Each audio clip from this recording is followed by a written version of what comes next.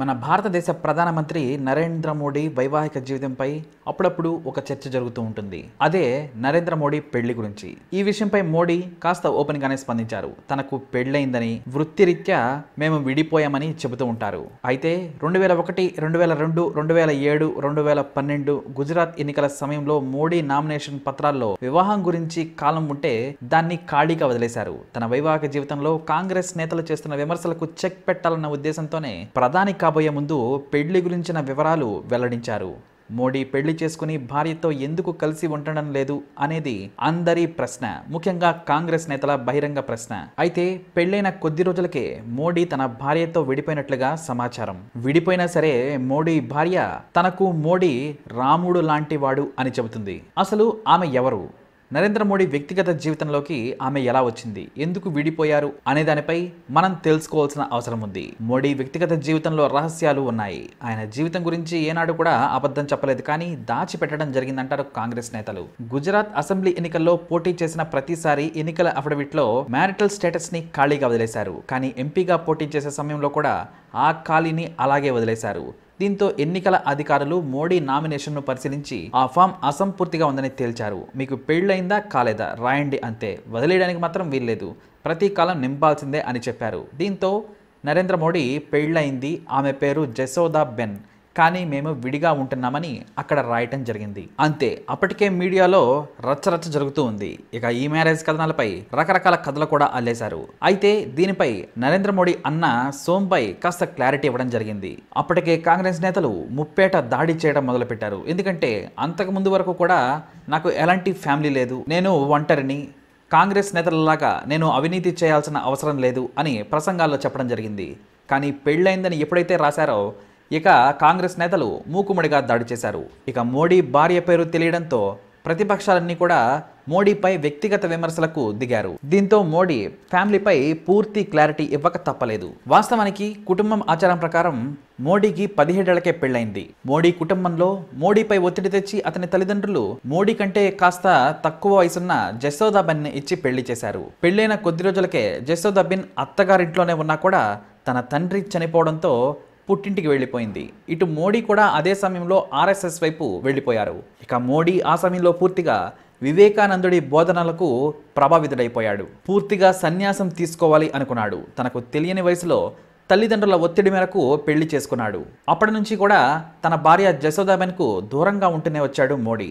మోడీకి 21 ఏళ్ళు వచ్చేసరికి నాకు రాజకీయాలే ముఖ్యం, ఈ సంసారం వల్ల నా పని గాడి తప్పుతుందేమో అని భావించి ఈ సంసారం సూట్ కాదని డిసైడ్ అయిపోయారు. అందుకే మోడీ తన సంసార జీవితాన్ని పక్కన పెట్టేశారు.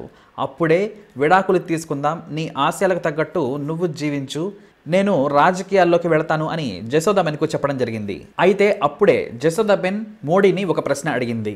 ఇప్పటి వరకు కూడా మనకు పెళ్ళైంది కానీ ఎప్పుడూ కలిసింది లేదు. మీ దారి మీరు చూసుకున్నారు, నా దారి నేను చూసుకున్నాను, ఇకపై కూడా అలానే ఉందాం, నీ దారి నీది, నా దారి నాది, మరి మధ్యలో విడాకులు ఎందుకు అని జసోదాబెన్ మోడీని ప్రశ్నించింది. ఇక ఇద్దరు కూడా ఇష్టపడి దూరంగా ఉండడం మొదలుపెట్టారు. ఆ రోజు నుంచి కూడా ఇద్దరు వేరువేరుగా ఉండిపోయారు. కానీ ఇద్దరు విడిపోవడానికి మొదట్లో జసోదాబెన్ ఇంట్రెస్ట్ చూపించలేదు. ఎందుకంటే మోడీపై చాలా మక్కువ ఎక్కువ. ఇక మోడీ సైతం తన పనుల్లో బిజీగా ఉండడం వలన జసోదాబెన్ వైపు పెద్దగా ఇంట్రెస్ట్ చూపించేవాడు కాదు. కాబట్టి ఇది మొత్తం మోడీ డిసిషనే అని చెప్పవచ్చు. కానీ ఆమెకు మోడీ మీద ఉన్న అభిమానం ఏమాత్రం తగ్గలేదు. మరెవరిని కూడా పెళ్లి చేసుకోలేదు.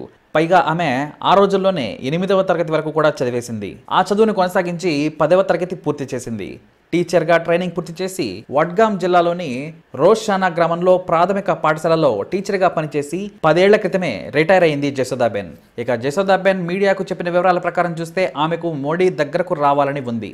ఏదో ఒకరోజు తన భర్తతో కలిసి ఉంటానని, అతని భార్యగా గుర్తింపు వస్తుందని కూడా జసోదాబెన్ చెప్పడం విశేషం. ఆమెకు పెళ్లి చేసుకోవాలని అసలే లేదు. ఎందుకంటే మనసంతా కూడా మోడీనే నిండిపోయి ఉన్నాడు. పైగా ఎప్పుడు పిలిచినా సరే మోడీకి సేవ చేసుకుంటానని ఎప్పుడూ చెబుతూ ఉంటారు జసోదాబెన్. మోడీకి దూరంగా ఉన్న కొన్నేళ్ల తర్వాత మోడీని చూద్దామని ఓసారి అహ్మదాబాద్ వెళ్ళిందట.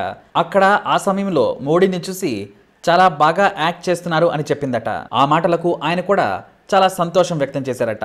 ఆ తర్వాత ఎప్పుడు కూడా వారిద్దరూ కలుసుకోలేదు. అయితే ఓసారి ఓ ఘటన చోటు చేసుకుంది. ఆమె మెడలోని పుస్తెల తాడు ప్రమాదవశాత్తు తెగిపోతే దానిని మళ్ళీ మెడలో వేసుకోలేదు.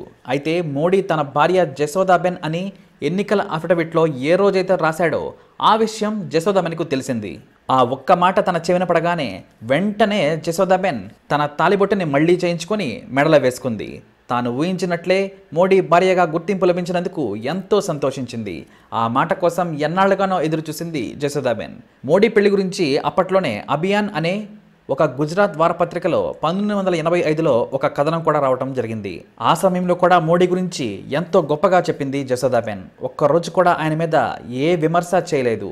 ఆమె చెప్పేది ఒకటే, నేను ఇంతలా సంతోషంగా ఉన్నానంటే మోడీ నేను కలిసినప్పుడు ఆయన నన్ను ఎంత బాగా చూసుకున్నారో ఒక్క మాటలో చెప్పలేను అని మోడీ గురించి ఇప్పుడు కూడా గొప్పగా చెబుతూ ఉంటుంది. అయితే ఓసారి మోడీని ప్రధాన పార్టీ కార్యదర్శి నుంచి తొలగించారట.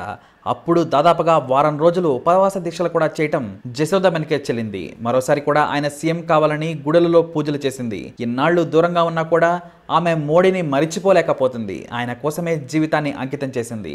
జసోదాబెన్కు మోడీపై ఎంతో ప్రేమ ఉంది కాబట్టే గుజరాత్లో నాయకుడిగా పేరు తెచ్చుకునే సమయంలో మోడీ ఫ్యామిలీ నుంచి మోడీ అన్న ఆమె ఇంటికి వెళ్లి విడాకులు అడిగారట.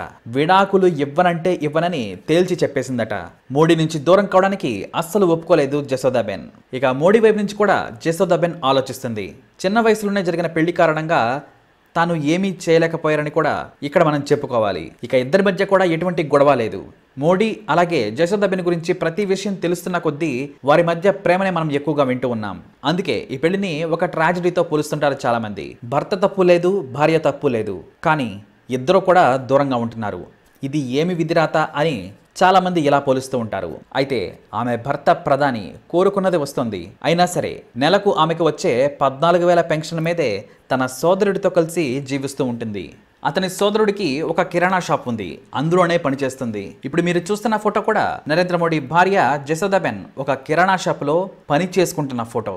ప్రస్తుతం ఆమె సోదరుడి ఇంట్లోనే ఉంటుంది. తన సోదరుడికి ఉన్న కిరాణా షాపులోనే పనిచేస్తూ అతనికి సహాయంగా ఉంటుంది. అయితే ఎంతైనా కానీ కొంచెమైనా ఆమెకు సెక్యూరిటీ కావాల్సిందే. నరేంద్ర మోడీ ప్రధానిగా బాధ్యతలు స్వీకరించాక నిబంధనల ప్రకారం మెహసానా పోలీసులు జసోదాబెన్కు కూడా భద్రత కల్పించారు.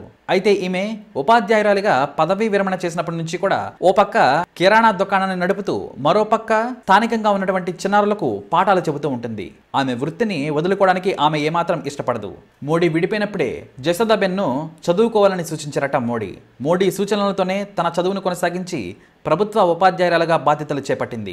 ఈ మధ్యనే రిటైర్ అయ్యి ఖాళీగా ఉండటం ఏమాత్రం ఇష్టం లేక ఇలా పనిచేస్తూ ఉంది. ప్రస్తుతానికి ఎస్బీజీ కమాండోలు ఆమెకు భద్రత కల్పిస్తూ ఉన్నారు. నరేంద్ర మోడీ అన్నలు కూడా వారి వారి ఉద్యోగాలు చేసుకుంటూ చాలా సాదాసీదా జీవితాన్ని గడుపుతూ ఉన్నారు. కుటుంబంలో ఒక్కరి ఎమ్మెల్యేనో ఎంపీనో అయితే ప్రజల సొమ్ముతో కార్లు, బంగ్లాలు కొని ఇష్టం వచ్చినట్లు ప్రజాధనంతో ఆడేసుకుంటారు. ఇటు మోడీ ఫ్యామిలీ కానీ అటు జసోదాబెన్ కానీ చాలా ఉన్నతంగా తమ బాధ్యతలు నిర్వహిస్తూ ఉన్నారు. మరి మోడీ జసోదాబెన్ పై మీ అభిప్రాయాన్ని తప్పకుండా కమెంట్ ద్వారా తెలియజేయండి. ఇలాంటి మరిన్ని వీడియోస్ కోసం మా ఛానల్ సబ్స్క్రైబ్ చేసుకోండి. ఈ వీడియోని లైక్ చేయండి, షేర్ చేయండి.